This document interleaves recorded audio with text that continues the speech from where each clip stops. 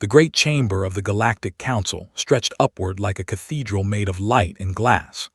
Hundreds of seats rose in circular tiers around a central platform, where speakers addressed the assembled representatives of 1,000 worlds. Soft blue light filtered through crystalline walls, and the air hummed with translation, devices working overtime to convert dozens of alien languages into something everyone could understand. Ambassador Hayes stood at the human delegation's podium, her hands resting on its smooth surface. She wore the formal uniform of Earth's diplomatic corps, dark blue with silver trim, pressed and perfect.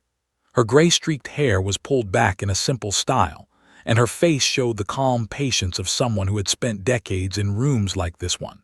But if anyone looked closely at her hands, they would see her knuckles had gone white from gripping the podium too hard. 3 years. She had come to this station for 3 years, traveling weeks through space each time, preparing proposals that took months to draft, hoping that this time would be different. It never was. The delegation sat in the highest tier, their luminous blue skin glowing softly in the chamber's light. They were among the oldest species in the known galaxy, their civilization spanning millions of years.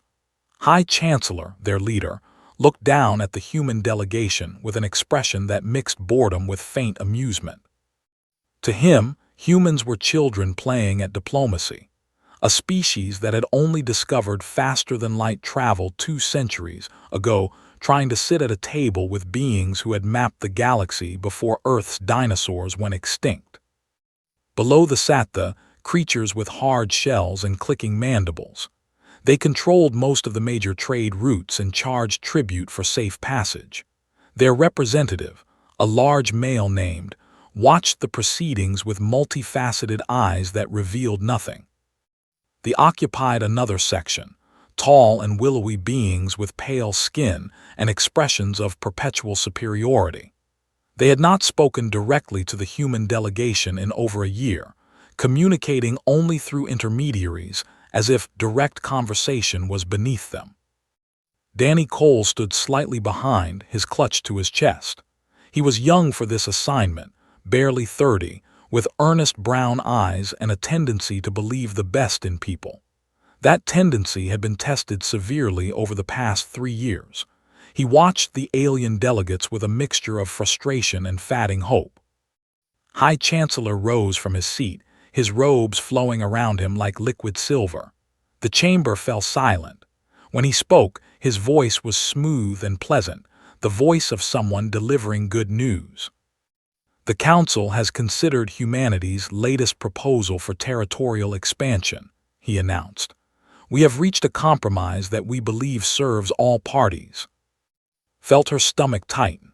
She had learned to dread that word, compromise. In Council terms, it usually meant humanity would give up something and receive nothing in return. Humanity will withdraw claims to the systems, continued. Additionally, the colonies on 7, Tau 4, and Bernard's Landing will be placed under Council administration for a period of no less than 50 standard years. Murmurs rippled through the chamber, heard Danny's sharp intake of breath behind her. Those were 3 of humanity's 5 colony worlds.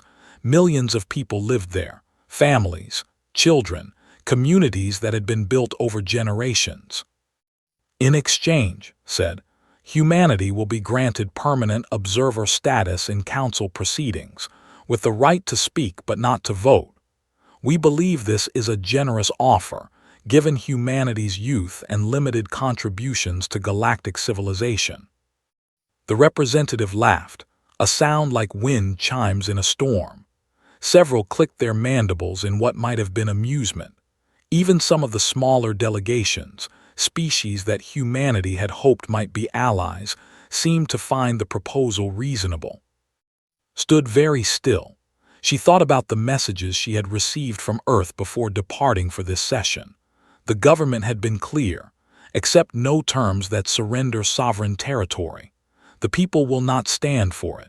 But she also knew that refusing meant walking away from the only diplomatic framework the galaxy recognized.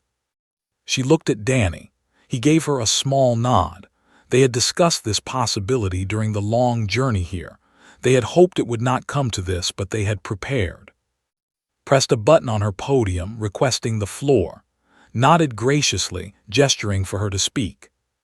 "I thank the High Chancellor for the Council's consideration," said, her voice steady and clear. The translation devices carried her words to every corner of the chamber. "However, I must inform the Council that the terms presented are not acceptable to humanity." His expression did not change, but something flickered in his eyes. Annoyance, perhaps, or simply surprise that anyone would refuse his generous offer. "Ambassador Hayes," he said, "I urge you to reconsider. Humanity is a young species. You have much to learn about how galactic civilization functions. This offer represents the best you can hope to achieve at this stage of your development." Smiled, though there was no warmth in it. "With respect, High Chancellor, humanity has learned a great deal about how galactic civilization functions. We have learned that the strong take from the weak and call it compromise. We have learned that ancient species look upon younger ones as servants rather than equals. We have learned that this council does not seek peace but submission." The chamber went completely silent. Even the translation devices seemed to pause, as if uncertain how to convey such direct words. "Therefore," continued, "the human delegation formally withdraws from all Galactic Council proceedings, effective immediately. We will no longer participate in discussions, negotiations, or agreements under this body's authority." She gathered the documents from her podium, handing them to Danny. Then she turned and began walking toward the exit, her footsteps echoing in the stunned silence. His voice followed her. "Ambassador Hayes, this is most unwise. Humanity cannot survive alone. Your fleet is small. Your technology is primitive compared to ours. If you leave this chamber, you leave behind any protection the Council might have offered." Stopped at the doorway.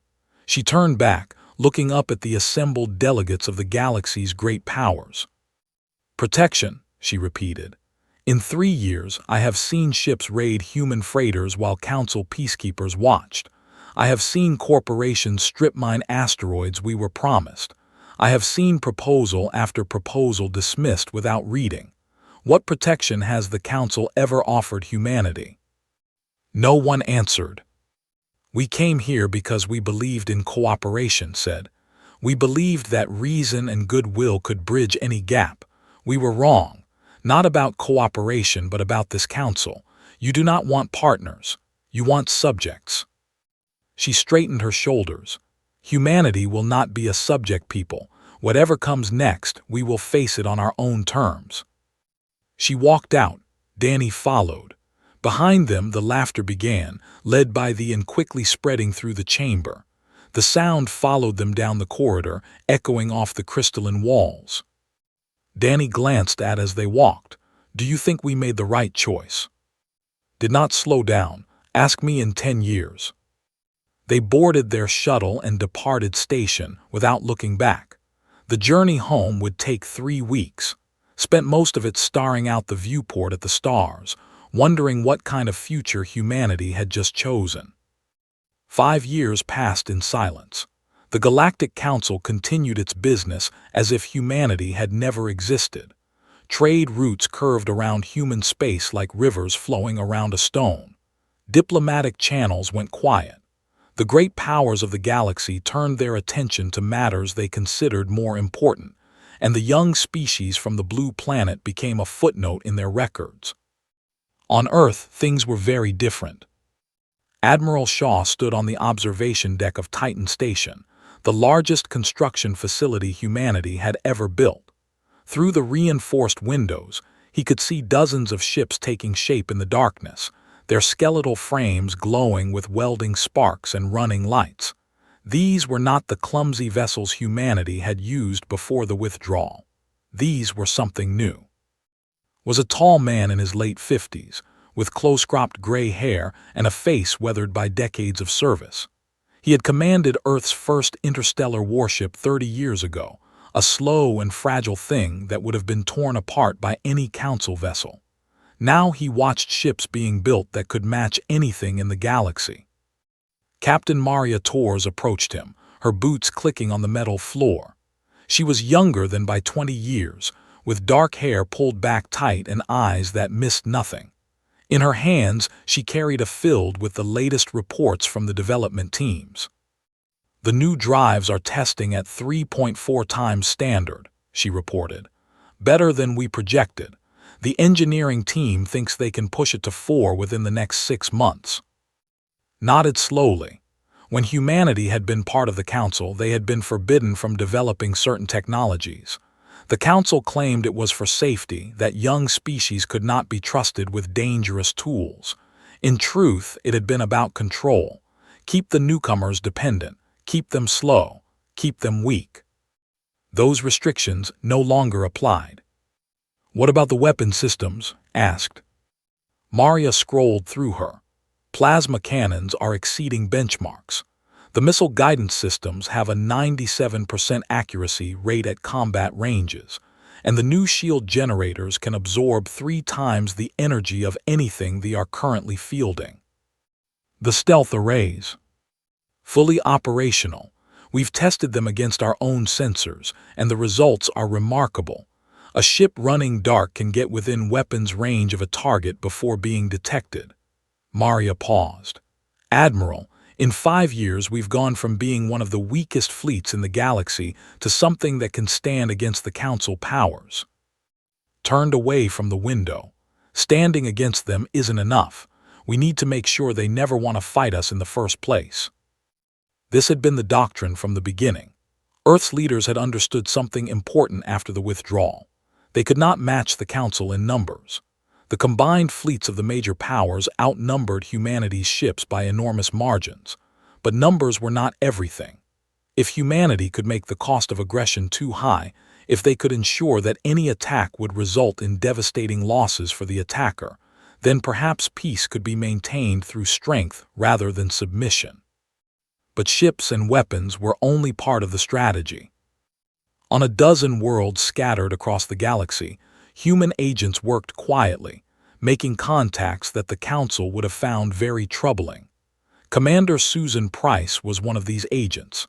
She sat in a cramped meeting room on a station orbiting a dying star, facing 3 representatives of the collective. They were short beings with tough gray skin and 4 arms. Their species had been absorbed into Council civilization centuries ago, and they had been used as laborers ever since. They built the stations, mined the asteroids, and maintained the infrastructure that kept galactic society running. They were paid poorly and treated worse. "We understand your situation," Susan said, speaking slowly so the translation device could keep up. "The Council sees your people as workers, not partners. They take your labor and give you nothing in return." The lead, a female named, studied Susan with eyes that had seen too much hardship to trust easily. "And what does humanity offer? You are outcasts now. The Council laughs at you." Susan smiled. "Let them laugh. We're building something different, a coalition of equals. Every species has a voice. Every species has a vote. No one sits above anyone else." "Pretty words," said. "The Council spoke pretty words once too." "The difference is that we mean them." Susan leaned forward. "We're not asking you to fight for us. We're asking you to build with us. Your people know construction better than anyone in the galaxy. Help us build stations, ships, infrastructure. In return, we share everything we develop. Our technology becomes your technology. Our strength becomes your strength." The 3 exchanged glances. They had been exploited so many times before. Every promise had been broken. Every hope had turned to ash. But there was something in the human's eyes that gave pause. Not desperation, not greed. Something that looked almost like genuine belief. "We will consider your offer," said finally. It was not a yes, but it was not a no. Susan understood that trust had to be earned, and she was prepared to earn it. Similar conversations were happening across the galaxy. They whose beautiful had been strip-mined by corporations until nothing remained but dust and sorrow. The proud warriors who had been exiled for refusing to pay tribute. The, and dozens of other species who had been overlooked, exploited, or simply ignored by the great powers. Humanity offered them all the same thing: partnership, equality, a chance to be part of something new. Not everyone accepted. Some were too afraid of council retaliation. Others simply did not believe that humans could deliver on their promises. But enough said yes to begin building something that had never existed before in galactic history. Back on Earth, the government worked to prepare the population for what might come. Schools taught new courses on alien cultures and languages. Factories shifted to military production. Young people volunteered for the expanded fleet in numbers that exceeded all projections. Hayes, who had walked out of the council chamber 5 years ago, now served as Earth's Secretary of External Affairs. She spent her days coordinating the growing network of alliances and her nights wondering if it would be enough. Danny Cole visited her office one evening, carrying reports from their contacts across the galaxy. "They have agreed," he said, unable to hide his smile. "Full partnership. They're already sending engineers to help with the new shipyards." Closed her eyes for a moment. They were respected throughout the galaxy for their technical skills. Their partnership was a significant gain. "What about those?" she asked. "Still negotiating. They're traumatized by what happened to their world. It's going to take time." "We'll give them whatever time they need." Opened her eyes and looked at the star chart on her wall. So many worlds, so many species, so many possibilities. How are the council powers responding to all this? Danny's smile faded. "They're not really. A few intelligence reports suggest they're aware of our outreach efforts, but they don't seem concerned. The general attitude is that we're wasting our time with inferior species." "Good," said. "Let them underestimate us. Let them believe their own superiority for a little while longer." She stood and walked to the window, looking out at the city lights below. Somewhere out there, millions of people were living their lives, trusting that their leaders were making the right choices. "5 years ago they laughed at us," said quietly. "They called us primitive. They said we couldn't survive alone. And now," turned back to face Danny, "now we show them what humans can do when we have something to prove." The warship Dominance dropped out of faster-than-light travel at the edge of what its captain believed was undefended space. Commander checked the sensor readings with satisfaction. 3 human freighters had been detected in this system, slow-moving cargo vessels carrying goods between Earth's colony worlds. Easy Prey was a veteran of dozens of tribute collections. The process was simple and profitable. Find weak ships, disable them, take their cargo and sometimes their crew. The council looked the other way as long as they did not target member species directly. Humans were not members anymore. They had walked away from the council's protection, and now they would learn the cost of that decision. The Dominance was an impressive vessel, nearly a kilometer long, bristling with weapons that could crack a planet's crust.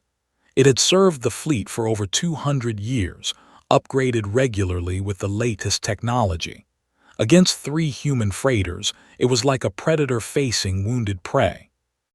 "Target the lead vessel," ordered, his mandibles clicking with anticipation. "Disable their engines. We will take their cargo and crew." The weapons officer acknowledged the command. Energy built in the ship's main cannon, a low hum that every knew meant violence was about to be delivered. But something was wrong. The freighters were not running. Every other human ship had encountered had fled at the first sign of a warship. These 3 vessels held their positions, almost as if they were waiting. "Commander," the sensor officer reported, uncertainty in his voice. "I am detecting an anomaly. There appears to be something between us and the human ships." Leaned forward in his command chair. "What kind of something?" Before the officer could answer, space itself seemed to fold. A ship appeared where there had been nothing, materializing as if it had stepped out of a shadow. It was sleek and angular, painted in colors that seemed to shift and change.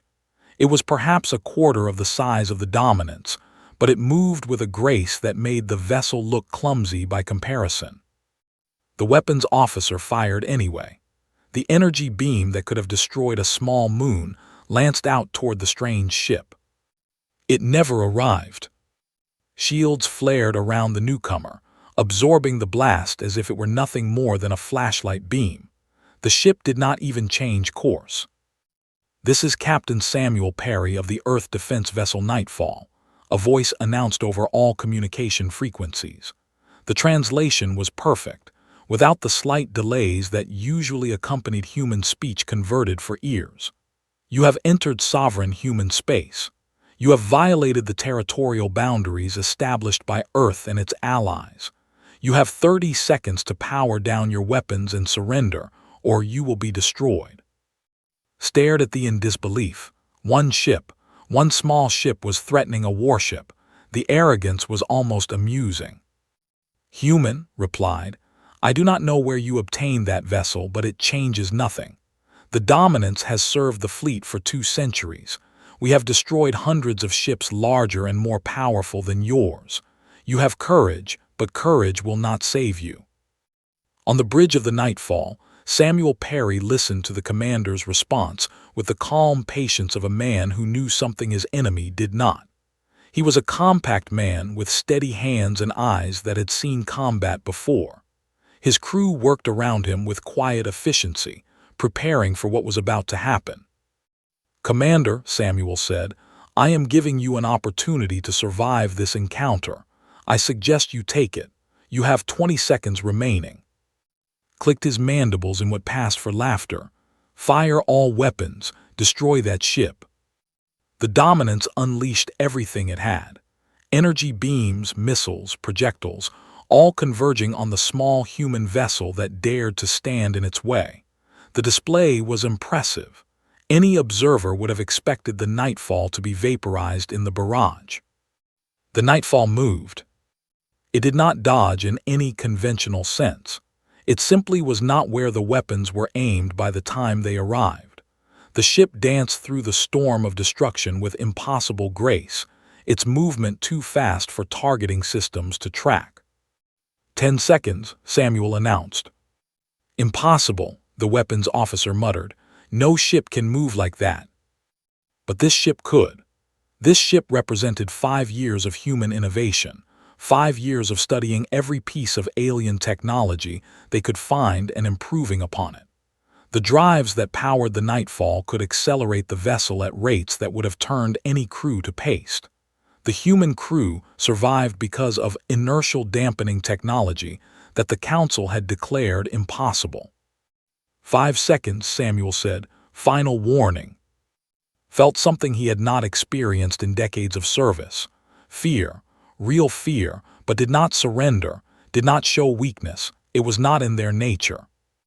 "Continue firing," he ordered, though his voice had lost its confidence. Samuel Perry sighed. He had hoped it would not come to this. War was not what humanity wanted, but peace required strength, and strength sometimes had to be demonstrated. "Weapons free," he said quietly.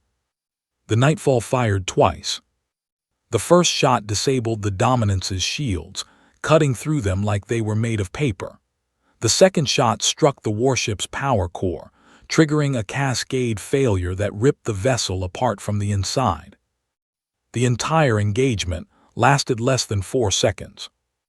Samuel watched the expanding cloud of debris that had once been a ship older than human civilization. He felt no joy in the destruction, only a grim satisfaction that his people could now defend themselves. "Launch recovery shuttles," he ordered. "Find any survivors." They found 3 escape pods drifting in the wreckage. 17 had survived out of a crew of over 300.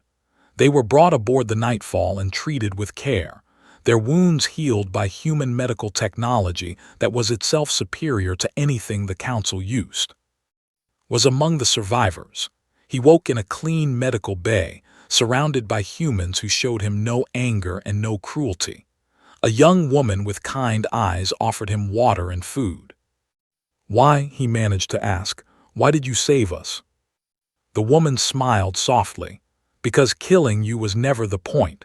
We just needed you to understand something." "What?" "That things have changed." The survivors were returned to space a week later, transported in comfort aboard a human diplomatic vessel. They carried a message for their government, delivered personally by Admiral Shaw. "Human territory is no longer available for tribute collection," the message stated. "Any vessel entering our space with hostile intent will be treated as the dominance was treated. We do not seek war with thee or any other species. We seek only to live in peace within our own borders. Respect those borders, and there will be no further conflict." The High Command received the message in stunned silence. They reviewed the sensor data from escape pod, watching the engagement over and over. A single human ship had destroyed one of their most powerful warships in seconds. For the first time in centuries, they felt uncertain about their place in the galaxy. News of the incident spread quickly. The Council powers dismissed it as an exaggeration at first. They had always been prone to dramatic storytelling. Surely the humans could not have developed such advanced technology in only 5 years. But the sensor data did not lie, and soon other reports began filtering in. Human ships had been spotted near Coalition space, vessels that moved faster than anything in Council records. Human stations had been built in systems the Council had written off as worthless, equipped with defenses that seemed almost excessive. Something had changed during humanity's silent years, something significant. High Chancellor read the reports in his private chambers and felt the first stirrings of concern. He remembered the human ambassador walking out of his council chamber, remembered laughing at her departure. He had been so certain that humanity would come crawling back within a year, begging for whatever scraps the council would offer. 5 years later, they had not returned, and now it seemed they never would. The emergency session of the Galactic Council was the largest gathering in 300 years. Every major species sent representatives. Even those who normally communicated only through intermediaries attended in person.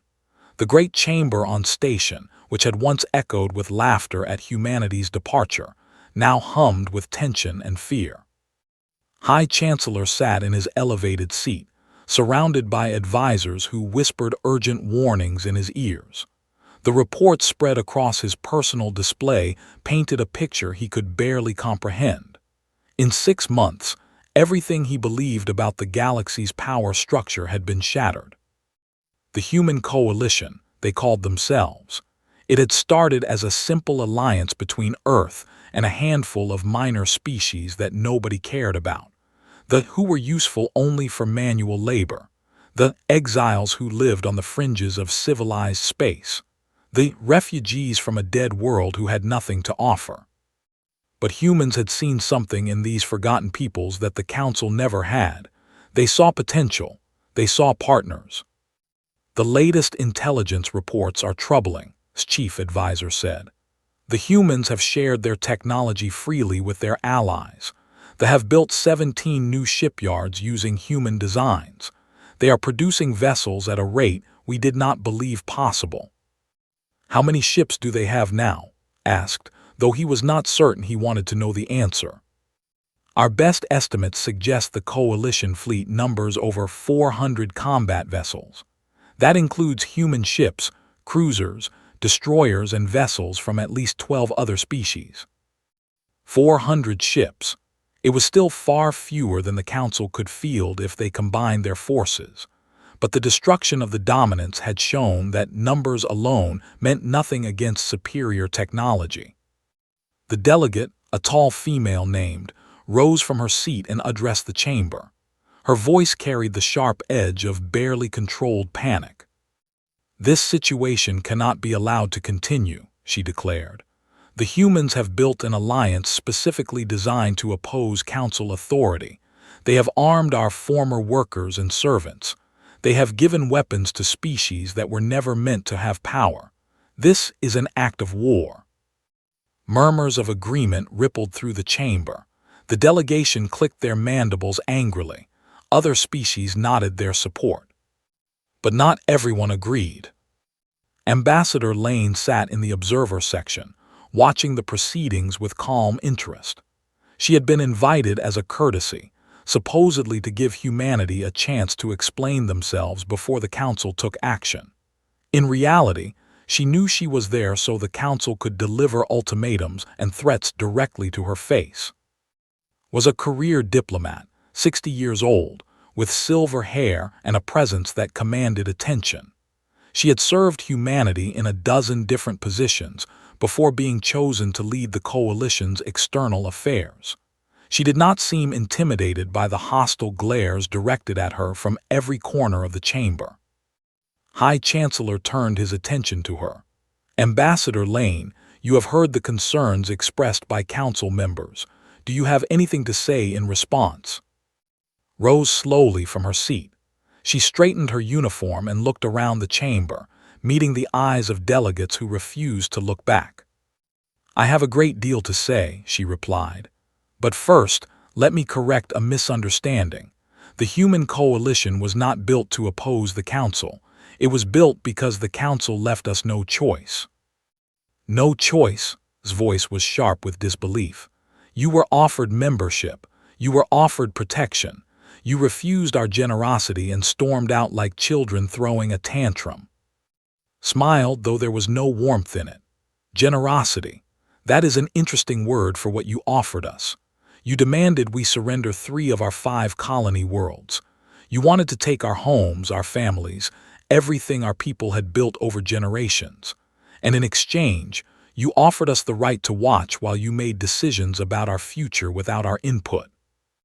It was a reasonable compromise for a species of your age and development, said.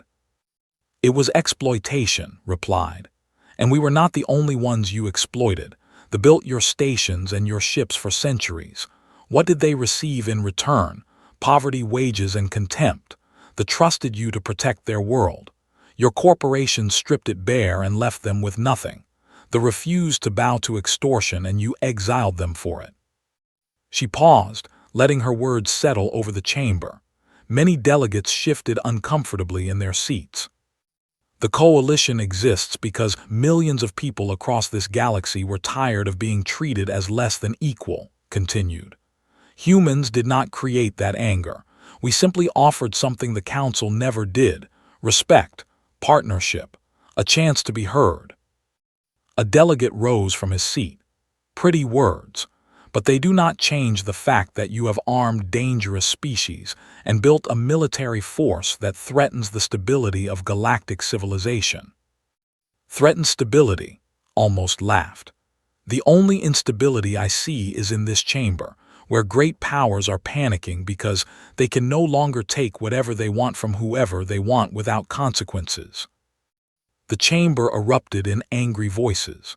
Delegates shouted over each other, some demanding immediate military action, others calling for calm. Raised his hand for silence, and eventually the noise subsided.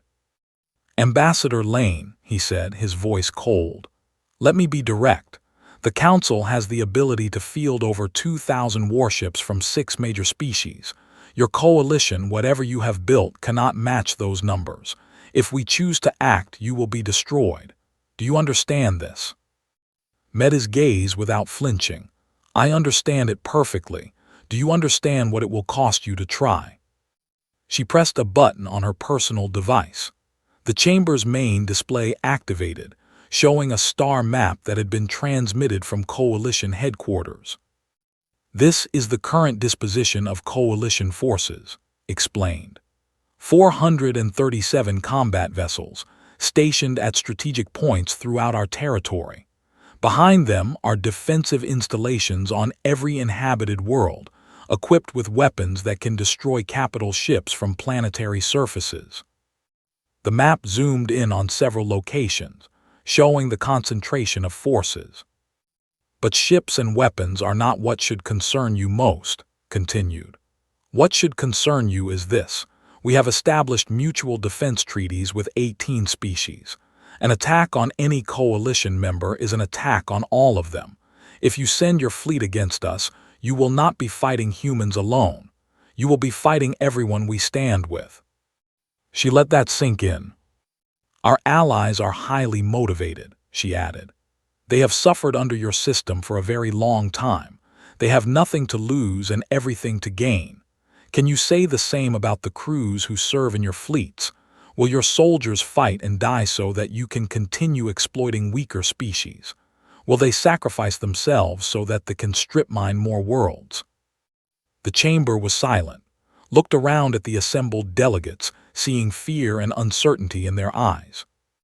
"We came to this council 6 years ago because we wanted peace," she said. "We believed in cooperation. We believed that differences could be resolved through dialogue. You laughed at us. You dismissed us. You tried to take everything we had." She straightened her shoulders. "We left and built something better. Now you are afraid. And you should be. Not because we want war, because we do not. You should be afraid because you no longer control what happens next." Gathered her belongings and walked toward the exit. At the doorway, she paused and turned back. "The Coalition Assembly meets in 2 months on Earth," she announced. "Representatives from 23 species will attend, including several who currently sit in this chamber. If the Council wishes to open diplomatic relations with the Coalition, you may send observers. We will treat you with the same respect you once showed us." She did not specify what that meant. She did not have to. After she left, the chamber remained silent for a long time. High Chancellor stared at the star map still displayed on the screen, showing the network of alliances and defenses that humanity had built in just 6 years. "What do we do?" someone asked finally. Had no answer. For the first time in his long life, he genuinely did not know. The Council fleet gathered at the border of Coalition space. Over 2,000 warships from 6 major species assembled in the largest military deployment the galaxy had seen in 500 years. Dreadnoughts hung in formation alongside cruisers. Carriers launched patrol fighters that swept through the formation like schools of metallic fish. Smaller vessels from a dozen other species filled the gaps, creating a wall of firepower that should have been overwhelming. Admiral Shaw watched them from the bridge of the Resolute, humanity's flagship. Around him, his crew worked with quiet professionalism, running final checks on systems and weapons. Through the viewport, he could see the Coalition fleet taking position. They were outnumbered roughly 5 to 1. By any conventional military calculation, this battle was already lost. But this was not going to be a conventional battle. "Coalition forces are in position," Captain Maria Torres reported from her station. "All ships report ready." Nodded. The Coalition fleet was arranged in a defensive formation that seemed almost fragile compared to the Council armada. Human ships formed the core, supported by cruisers that had been built in shipyards constructed less than 3 years ago. Destroyers held the flanks, their crews eager to finally face the powers that had cast them out. Fighters, small and nimble, waited in launch bays throughout the fleet. And behind the warships, something else entirely. Hundreds of civilian vessels had followed the fleet to the border. Cargo ships, passenger liners, construction platforms, vessels of every size and shape. They carried journalists, historians, artists, ordinary citizens from every Coalition species. They had come to witness whatever happened here and to make sure the galaxy saw it too. "Open a channel to the Council fleet," ordered. The communication officer nodded. "Channel open, Admiral." Stood and faced the. He knew that his next words would be heard by trillions of beings across the galaxy, transmitted live by the civilian observers, and broadcast through every communication network the Coalition controlled. "This is Admiral Shaw of the Human Coalition," he began. "I am addressing this message to the commanders of the Council fleet and to all sentient beings who can hear my voice." He paused, choosing his words carefully. 6 years ago, Humanity walked away from the Galactic Council because we refused to accept subjugation disguised as compromise. In the years since, we have built something new, a coalition of equals, a partnership of species who believe that every sentient being deserves respect, regardless of how old their civilization is or how much power they hold. He gestured at the fleet behind him.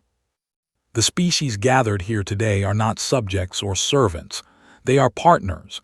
They stand with us not because we forced them to, but because we offered them something the Council never did: a voice, a choice, a chance to shape their own futures. Turn back to face the Council Armada. We do not want to fight you. We never did. Everything we have built was meant to protect ourselves, not to threaten you. We are prepared to defend our homes and our allies if we must. We are also prepared to talk peace if you will listen. He let the words hang in the silence of space. The choice is yours, war or peace, the old way or something new.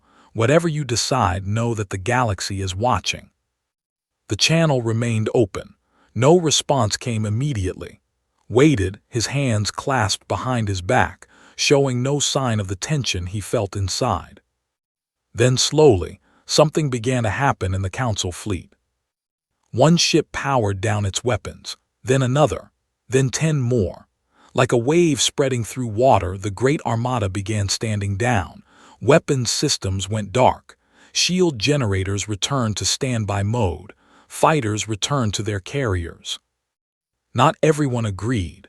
Some ships maintained their combat readiness, their captains refusing to believe that retreat was the only option. But they were outnumbered by their own allies who had decided that this was not a war worth fighting. A communication request came through from the Council fleet. The identifier showed it was High Chancellor himself. Accepted the transmission. His face appeared on the, looking older than remembered from the recordings of the Council sessions. The arrogance was still there, but it was layered now with something else. Exhaustion, perhaps, or understanding. Admiral Shaw said, "I request a private channel to discuss terms." "I am not the one you should be speaking with," replied. "I command this fleet, but I do not speak for the coalition. That authority belongs to our civilian leadership." He stepped aside, and the showed a different face. Hayes, who had walked out of the Council chamber 6 years ago, now stood as the elected leader of the coalition assembly. Her hair was grayer than before, and lines had deepened around her eyes, but her presence was stronger than ever. "High Chancellor," she said, "it has been a while." His expression was difficult to read. "Ambassador Hayes, or should I say President Hayes now?" "Is fine," she replied. "We are beyond titles at this point." "Yes," agreed slowly, "I suppose we are." There was a long silence. Across the void between fleets, 2 civilizations waited to learn what their futures would hold. "We made a mistake," said finally. The words seemed to cost him effort. "Several of them, in fact. We looked at your species and saw only youth and inexperience. We saw passion and called it chaos. We saw ambition and called it arrogance. We were wrong." Nodded, "Yes, you were." "What do you want?" asked. "What will it take to end this confrontation?" "The same thing we wanted 6 years ago," replied. "A seat at the table, a voice in galactic affairs. Fair treatment for all species, not just the ancient and powerful. Nothing more, nothing less." Was silent for a moment. "And if we cannot offer that, if the Council's structure cannot accommodate such changes?" Smiled slightly. "Then the Council will eventually become irrelevant. The coalition is growing. More species join us every year. We offer something you never have: equality, partnership, hope." She leaned forward slightly. "The galaxy is changing, Chancellor. It has been changing for a long time. You can either change with it or be left behind. That is not a threat. It is simply the truth." The negotiations that followed lasted for months. They were difficult and sometimes bitter. Old grievances had to be addressed. New agreements had to be forged. Trust had to be built from nothing. But in the end, something remarkable emerged. The Galactic Council did not collapse or surrender. Instead, it transformed. The rigid hierarchies that had defined galactic politics began to crumble. The coalition did not replace the old system but absorbed it, creating something new that combined the best of both. Species that had been ignored for centuries suddenly had voices. They became renowned engineers whose shipyards built vessels for dozens of worlds. They were given new planets to settle, and their culture began to flourish again. They became respected peacekeepers, patrolling the borders that had once cast them out. And at the center of it all, humanity continued as they always had, building, connecting, refusing to accept that the way things were was the way things had to be. 10 years after the confrontation at the border, Hayes retired to a small house on the coast of Earth's Pacific Ocean. The water was clean now, cleaner than it had been in centuries. The sky was clear. The world was at peace. Danny Cole, who had grown from a young aide into a respected ambassador himself, visited her on the anniversary of the walkout from the council chamber. They sat on her porch, watching the sunset paint the water in shades of gold and orange. "Do you ever wonder," Danny asked, "what would have happened if they had just treated us fairly from the beginning?" Considered the question. She had thought about it many times over the years. "If they had treated us fairly," she said slowly, "we would have become just another council species, content with our place in line, grateful for whatever scraps we were given. We would have been comfortable and safe and completely ordinary.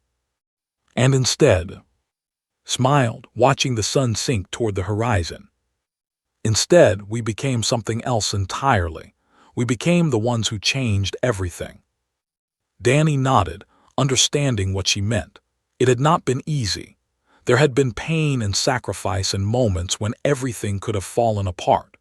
But humanity had endured, and in enduring, they had transformed not just themselves but the entire galaxy. "No regrets then?" he asked. Shook her head. "Not one. Given the chance, I would walk out of that chamber again without hesitation." The sun touched the water, spreading light across the waves. Somewhere far above, ships from 100 different worlds traveled through the stars, carrying beings who had once been enemies and were now partners in a future that none of them could have imagined alone. The galaxy was not perfect, it never would be, but it was better than it had been, and that was enough. That was more than enough.